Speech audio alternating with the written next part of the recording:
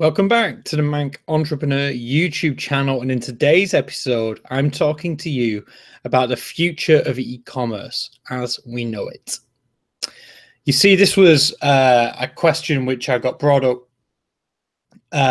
when I was at the conference, eCommerce Show North, last week, and I felt it was, someone asked me, what do I think is the future of e-commerce, specifically regarding the different channels.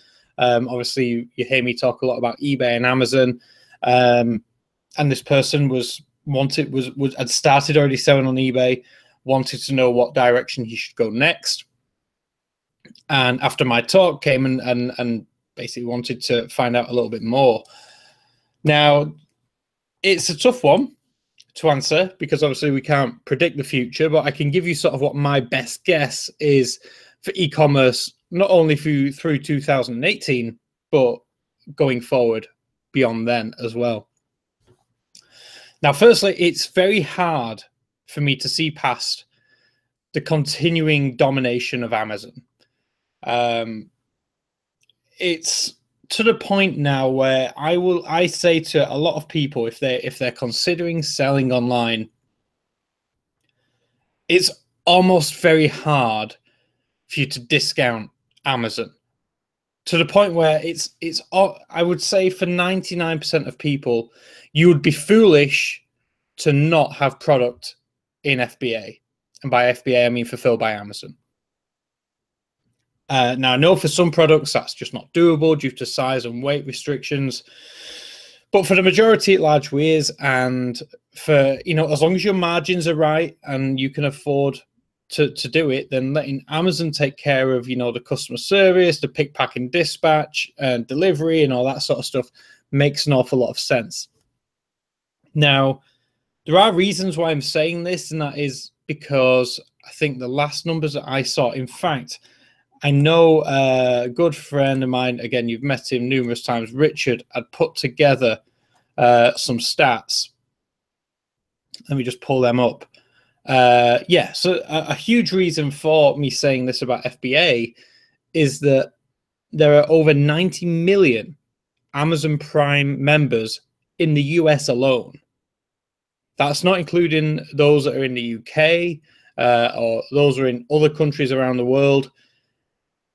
90% sorry, not 90%, 90 million people, 90 million Prime members in the USA. And the difference is with Prime, those people are largely going to buy on Amazon and nowhere else. They're tied into the Amazon convenience. And the reality is if you're not on the Amazon platform, you're going to have to compete directly with what Amazon's sort of SLAs are. You're going to have to deliver, can you offer same day delivery or, next day delivery? If not, people are going to buy it on Amazon. And that's the thing, is we're living a very much a convenience society right now, especially when it comes to e-commerce.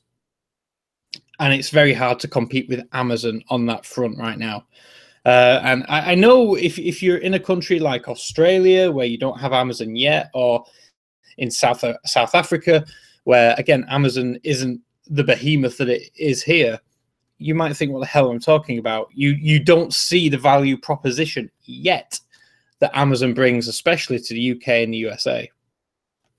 So I think if you're in any one of those countries, and soon to be Australia, you need to have at least some vested interest in the Amazon platform. Maybe not putting all your stock in there by all means, but certainly having some sort of presence on the Amazon platform with the Prime logo. I think that's definitely the way to go, and something that I would be doing 100% if I was selling products right now. Also, again, I touched on it lightly. There's always historically sort of been a split in that Alibaba basically runs the East and Amazon has been known to take over the West. That's all going to change. Amazon, as we know, is going after Australia, which isn't a huge surprise because Australia is pretty much a Western country in the East, as many businesses will see it. That, you know, very in their ways. Obviously, a lot of English live there, or ex-English used to live there. So again, they're very Westernized in their values and culture. They relate surely more to the West than to the East. Now, so obviously, Amazon Australia is coming any week, month soon. I've heard rumors it will be this year, but obviously time is running out. We're halfway through October. But then there's also news that Amazon has bought Souk.com, which was a Middle Eastern marketplace based in Abu Dhabi, I want to say, or Dubai. And they've also stated that they're going into South Korea and Singapore, open up presence in both of those areas. So Amazon is definitely getting involved in the East, and we can expect Alibaba to be making much more of a presence in the West. So there is going to be a sort of a clash of the giants, but right now, neither of them are going anywhere. They both pretty much dominate their own market, and it's sort of who's going to win the global race first. Who knows? But yeah, so ultimately, Amazon is going to continue its global domination.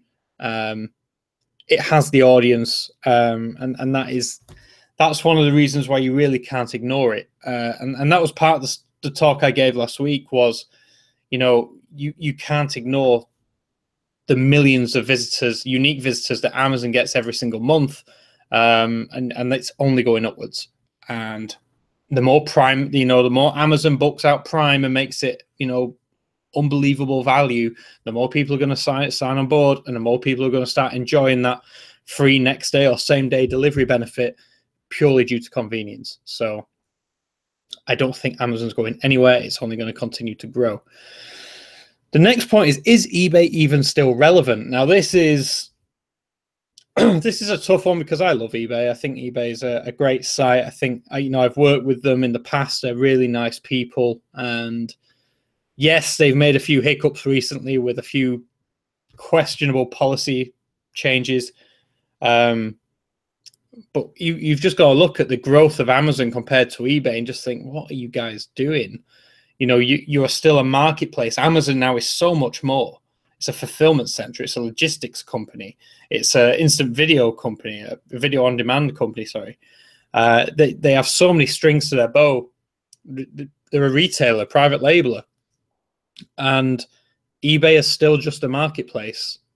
With, you know, yes, they've partnered with Argos here in the UK to do click and collect. That was probably the last big innovation that we've seen from them. Yeah, is eBay even relevant? Yes, eBay is still relevant for now. They still sort of around the 30 million unique visitors in the UK a month. So obviously still got a huge audience. The audience is largely going after the best price, so they are more price savvy. I would say yes, if I wouldn't put all your eggs in the eBay basket by any means. They've made some they are moving to more of an Amazon model, which, you know, if you're going to compete with Amazon at their own game, you're not going to win. I do think eBay needs some more innovation. We've touched on eBay's innovation before, and they brought out a couple of interesting things, but they just need to do something more. I still think auctions is where a lot of people fell in love with the platform, and now over 80% of the things on eBay, out of their 1.1 billion items listed at any one time, over 80% are now buy it nows, and another high percentage of it are brand new. So again, it's moved much more into a traditional sort of Amazon model where things are new and you know, and you can buy them now. Whereas the auction thing is something that Amazon would never do, and it's the one thing which made eBay fun. We'll see what happens with eBay. It's still a great platform to sell on. It's still got a big audience globally, and again, is a great channel to sell products. But I do see the future of e-commerce being that if you're getting started selling online, you really need to be, if you're small, you need to be utilizing the marketplaces to begin with. That is Amazon and eBay and whatever country, location works best for you, because there's no other way that you can get sales as quickly as with the marketplaces. You know, if you were to set up a website, there's no way you could put a product live and sell it within 5 minutes, which was my personal record on eBay, without spending an awful lot of money on marketing. So for the small guys getting involved with e-commerce and the small to medium size, the marketplaces will always be a great stepping stone, a starting place where you really get involved and you start bringing some sales in. And then the importance going forward, the big thing for the future is going to be brand. It has to be building a brand, building your own website, building your own social media following. And that is where the long game comes in. That's the long game of the future. You know, it's to the point where if the Amazon domination continues, you still need to be on Amazon. You still need to have some products on Amazon. But if you can build up your own following of dedicated fans of your product, of your brand, then the website is where it needs to be. And that's the bad news for many who want quick wins, because building a website, building a following is not a quick win. It takes a lot of very clever marketing, some great strategy, some outside of the box thinking, but that is where you're going to win. You know, I think about, you know, brands around the Manchester area here. You know, we got Boohoo, Misguided, Pretty Little Thing. All these started such small entities. I know for sure Boohoo and I believe Misguided both were on eBay at the beginning. Pretty Little Thing just has spawned off of that and grown so fast. But to the point now, which started off as small businesses in Manchester, you now get Chloe, Kim, Kourtney Kardashian all wearing Pretty Little Thing clothing. You know, they are now a global brand which people want to be seen in. There's Misguided flagship stores in Stratford, London, in the Westfield shopping centre. These guys went from the small Manchester store to now being global national brands with bricks and mortar stores, huge website followings, huge social media followings, and also great influencers on board with their products. So again, this is, I mean, there's AO.com as well, appliances online. Again, I'm not sure Manchester, but certainly a Northern England sort of business, which just boomed. You know, they really did get the branding right. And that is the power of branding. And that's, I can always see that going forward in the future. Just checking my notes now, I put eggs in baskets. Again, this is the same thing. Is like, yes, the marketplaces are great, but you're putting your eggs in someone else's basket, and at the click of a finger, they can tip your basket upside down and throw your eggs all over the floor. Building that website is the safest bet to secure your longevity as a business. And that just, it's like I said, it's not easy. It takes so much effort. It takes so much time. You need a sort of multi-pronged approach to your marketing. You're going to want to, you know, utilize SEO and AdWords, as well as social media, blogging, vlogging, whatever that may be, as well as email marketing as well, to make sure you retain those customers, not just focus on acquisition. Quick tip from John Hayes here is it's much easier to sell to someone who has bought from you before than to try and convince a brand new customer to buy from you. So eggs in baskets, it's going to be very important for you to spread that risk in the future, especially with eBay, you know, not really showing much innovation, Amazon running away with it, but Amazon are incredibly strict. You make too many mistakes on Amazon, they'll suspend you without even a shed of doubt. And it's so hard to get back onto the Amazon platform. Not impossible, but it's difficult. And if your business, you know, you have to ask the question, could your business survive, you know, 4, 6, 12 weeks with that income stream turned off? For most people, the answer is no. Finally, will social get involved with e-commerce? We're seeing movements that way. If there's one thing that we can learn from China and the likes of WeChat, which is a huge social media platform out in China, social commerce should already be a thing. It just should. You are combining one of the huge things which really convince people to buy it offline. You're bringing it online.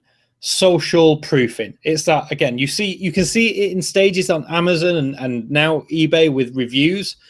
But if you can get if you can see on a social media that one of your friends has bought this, or one of your friends really recommends this product, or in fact, no, just friends. I was going to say influencers, but influencers, most people know, are paid to do it, and it's, biased. But if you can see friends that rate and like a product, you're going to be much more likely to buy that product because it has a personal recommendation. It's that word of mouth recommendation, which is by far the best referral that anyone can get, by far. And why we haven't seen that already, why Facebook haven't explored that more, I don't know. Why Instagram haven't done it more, I don't know. And only now we're starting to see it's slowly creeping in. Instagram with, shoppable posts is slowly coming forward. I've been saying this for years, though, and every time the big social media platforms have let me down, they've not done it. I think it's about time. Like I said, the East is kicking its ass right now. They're doing social e-commerce very well, and I think it's about time we caught up. Amazon have rumored to be working on an Amazon sort of messaging app. They're also rumored to be working on Amazon social media. And you can guarantee that they're going to have social e-commerce built in. The problem is that they won't have the users that the likes of Facebook with over 1 billion accounts, and Instagram with like 900 million. That they're not going to have that following. It's going to take them a long time to get there. If Facebook and Instagram specifically, and even Snapchat to a degree, can bring e-commerce into the mix, we're going to see a huge, huge uptake, and that is really going to change the game for social e-commerce. I'd love to see it. I think we're well overdue. I can totally see how it would work. Will it happen? It has to happen at some point. Will it happen in 2018? I don't know, but be prepared for it. Start, get learning the platforms. If you don't already know Facebook and Instagram for your product-based business, get learning it, because if you're not using Facebook ads, you really should be, because that, again, is a huge platform with huge opportunity, with great targeting. But I do think social e-commerce has yet to properly boom, and I think that is certainly the future of e-commerce. Whether it's the near future or the far future, I'm not sure. I hope it's near. With that said, I'd love to hear your thoughts on what you think of my take on the future e-commerce. If you have any questions or comments about anything I've said, let me know. If you disagree with me about anything, again, I'd love to hear your thoughts. I'm holding my hands up. I'm not saying I have all the answers. All I'm saying is this is what, after nearly 9 years in e-commerce and the things that I've seen progress, this is what I'm sort of predicting as the next big shift, should we say. With that said, if you have enjoyed this video or found it in any way remotely useful, please hit that like button and subscribe if you are new. I do get new content out as often as I can. And with that said, I'll let you crack on and enjoy the rest of your day, and I'll catch you in the next video. Thank you for watching.